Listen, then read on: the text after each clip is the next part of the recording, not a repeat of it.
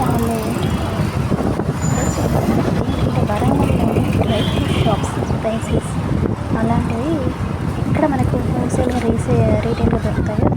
ఒక వీడియో లాగా చూపించాలనుకుంటున్నాను. నేనైతే post office Warangal post office నుంచి స్టార్ట్ అవుతున్నాను. స్ట్రేట్ వెళ్ళిపోతున్నాను.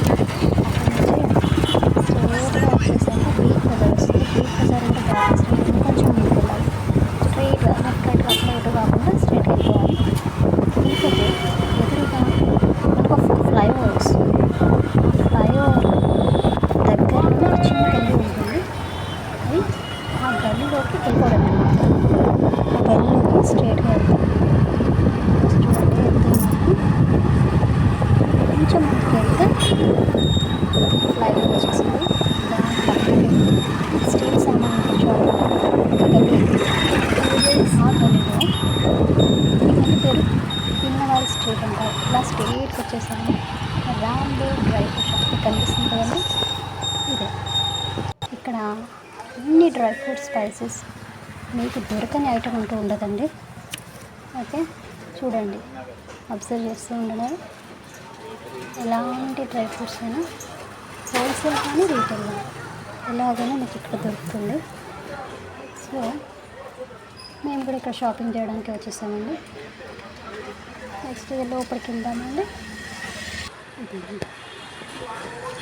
కాజు, పిస్తా, బాదం, గుమ్మడి గింజలు, కిస్మిస్. ఇది గల్లీ అండి. నైట్ అయ్యేసరికి షాప్స్ అన్ని క్లోజింగ్ అవుతాయి. ఇక మార్నింగ్ టైంలో అయితే కిటకిటలు ఆడిపోతుందండి ఈ గల్లీ మొత్తం. Pinnavari street Rambo dry fruit shop చాలా ఫేమస్ షాప్ అండి ఇక్కడ.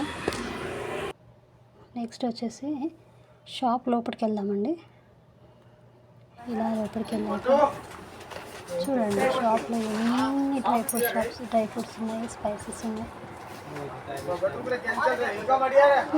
పూల్ మక్నీని ఆల్మోస్ట్ స్నాక్స్ లాగా కారం వేసి పెట్టారండి. చాలా బాగున్నాయి. అబ్జర్వ్ చేస్తున్నారండి. జిఆర్పి నెయ్యి.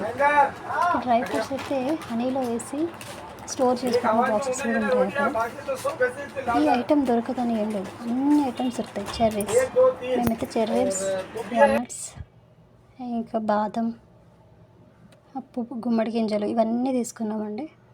చూడండి ఎలా కనిపిస్తున్నాయో, ఎంత నీట్గా ఎంత అందంగా డెకరేట్ చేస్తారంటే డ్రై ఫ్రూట్ షాప్కి వెళ్ళామంటే మనం తీసుకోవాలి అన్నట్టుగా అనిపిస్తుంది.